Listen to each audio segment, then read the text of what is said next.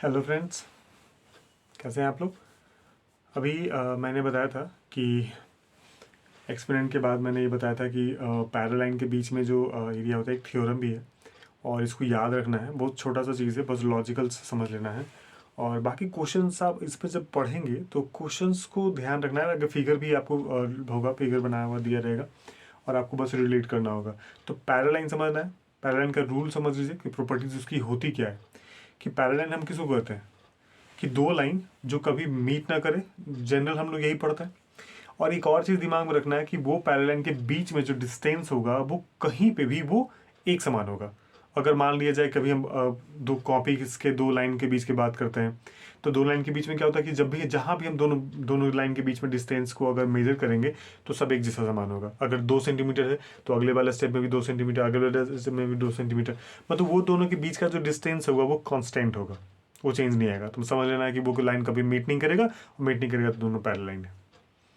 ठीक है, तो पैरेलल लाइन का ये पहले समझ लेना है। उसके बाद क्या है कि इसमें दो पैरेलल लाइन के बीच में बनने वाले ट्रायंगल और रेक्टेंगल के बीच के एरिया को लेकर के कन्फ्यूजन होता है। फिगर दे दिया जाता है, आप थ्योरम नहीं जान रहे हैं, है ना। तो बस एक छोटा सा लॉजिक है, बस समझ लेना है कि जब दो पैरेलल लाइन है, ठीक है, अब दो पैरेलल लाइन के बीच में अगर एक रेक्टेंगल बन रहा हो एक ट्रायंगल बन रहा हो तो बस ये ध्यान रखना है कि जब एक रेक्टेंगल, जैसे मान लो रेक्टेंगल कौन सा बन रहा है, ए बी सी डी। ठीक है, हम ये पूरा देख लेते हैं ए बी सी डी करके। और और हमने क्या देखा कि एक ट्रायंगल हम रिलेट कर लेते हैं। कौन सा triangle? Triangle A B D को, ये ट्रायंगल और एक पूरा क्वाड्रिलेटरल का। अब ध्यान से देखिए कि हमने लिखा है क्या कि ये और ये साइड जो है आपका पैरेलल है। ठीक है, अब जब हम ए बी सी डी लिखते हैं तो ये कुछ ट्रायंगल रेक्टेंगल ये होता है। ठीक है, हम इसी को बेस मान लेते हैं। और हमने ट्रायंगल जो ए बी डी लिखा है वो ट्रायंगल ये है।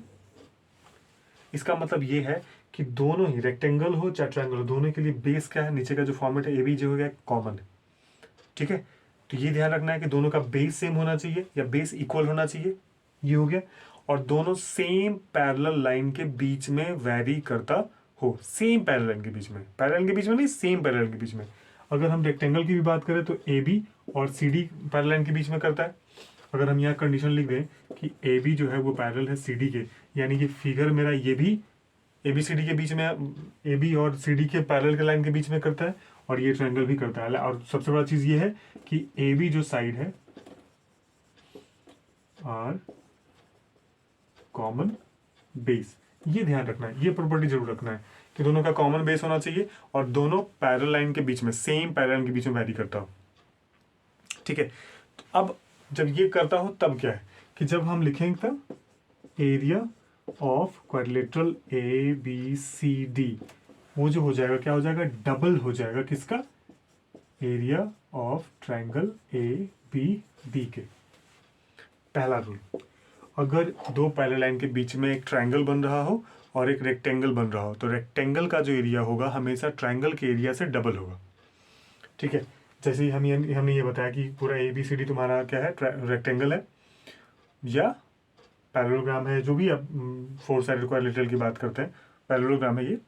ठीक है, ये कर लेते हैं। तो वो जो होगा हमेशा डबल होगा किसके, ट्रायंगल ए बी डी के, यानी किसी भी ट्रायंगल एरिया के जो कि दोनों का सेम बेस होता हो और दोनों पैरेलल के बीच में आता हो। ठीक है, तो एरिया क्या हो जाएगा, ट्रायंगल का डबल हो जाएगा। लेकिन ऐसे कंडीशन में मान लीजिए कि ये बना हुआ है, एक हम और फिगर बना देते हैं कुछ इस तरीके से। और मैंने यहाँ क्या डाल देता हूँ, ई। तो अब ये एक रेक्टेंगल क्या हो जाता है, A B C D, A B C D, ये आपका हो गया। ठीक है, और एक ट्रायंगल मैंने क्या लिख दिया, पैरेललोग्राम क्या है आपका, A B D E, A B D E, दोनों आपका क्वाड्रिलेटरल हो गया, दोनों पैरेललोग्राम हो गया।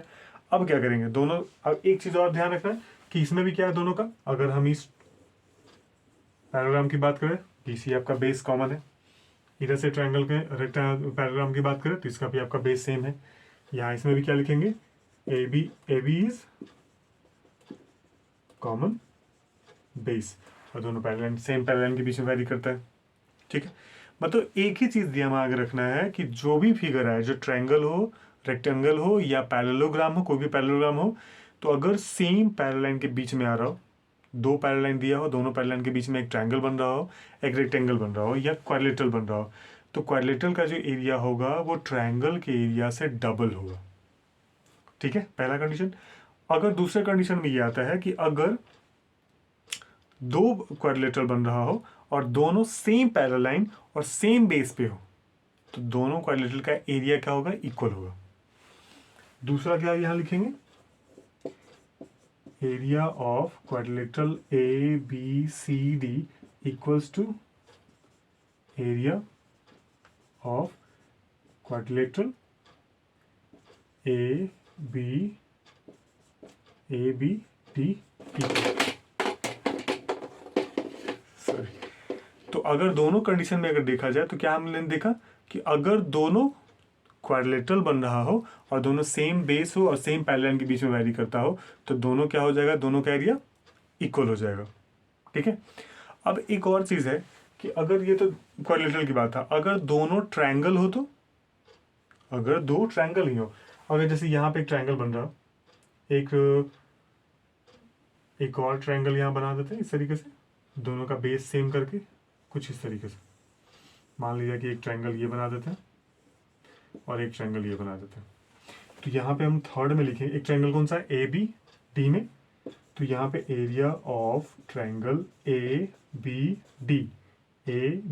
डी, ये जो हो जाएगा बराबर हो जाएगा किसके? Area of triangle A B C के। यही तीन रूल आपको याद रखना है। दो पैरेलल है, अगर बेस सेम है, अगर दोनों क्वाड्रिलेटरल है, दोनों का एरिया बराबर होगा। दो ट्रायंगल है, दोनों ट्रायंगल का एरिया बराबर होगा। लेकिन अगर एक ट्रायंगल है, क्वाड्रिलेटरल है, तो इसका मतलब ये है कि क्वाड्रिलेटरल का एरिया जो होगा वो ट्रायंगल के एरिया से डबल होगा। ठीक है, बस यही तीनों रूल आपको क्या रखना है? माइंड में रखना है बस। हाँ, लेकिन उसके लिए प्रॉपर्टी ये ध्यान रखना है कि दोनों का बेस सेम होना चाहिए।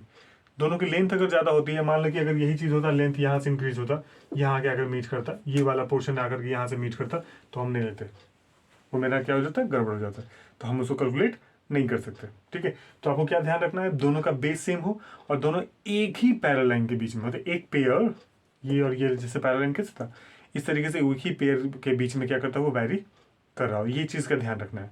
बाकी का फिर वही, दो ट्रायंगल हो तो दोनों का एरिया इक्वल होगा, दो क्वाड्रिलेटरल हो तो दोनों क्वाड्रिलेटरल का एरिया बराबर होगा, एक ट्रायंगल एक क्वाड्रिलेटरल हो तो ट्रायंगल का जो एरिया होगा वो क्वाड्रिलेटरल का हाफ होगा, या क्वाड्रिलेटरल की जो एरिया होगी वो ट्रायंगल की दोगुनी होगी।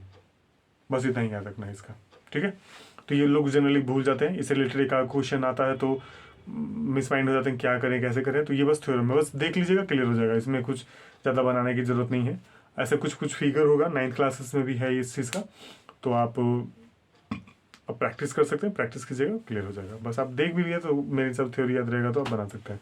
ठीक है, मिलते हैं फिर नेक्स्ट क्लासेस में। हम लोग सर्कल के बारे में बात करेंगे, जो कि आर्क थ्योरम और कोड थ्योरम पर डिपेंडेंट है। एंगल सबटेंडेड के बारे में डिपेंडेंट है, तो उस पर हम लोग बात करेंगे। ठीक है, मिलते हैं नेक्स्ट क्लासेस में। Bye bye.